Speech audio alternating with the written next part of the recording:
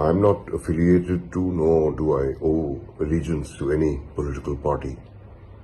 I'm here in a purely individual capacity to support the candidature of Saira Shah Halim for the upcoming Baliganj by-elections.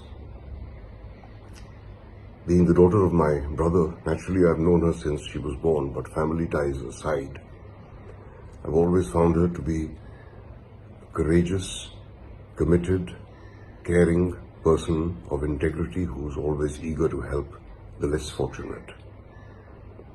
She has been outspoken in her criticism of certain causes and a vocal defender of others. She has devoted her life to various social causes. She and her husband have been running a dialysis clinic for the poor and needy for several years.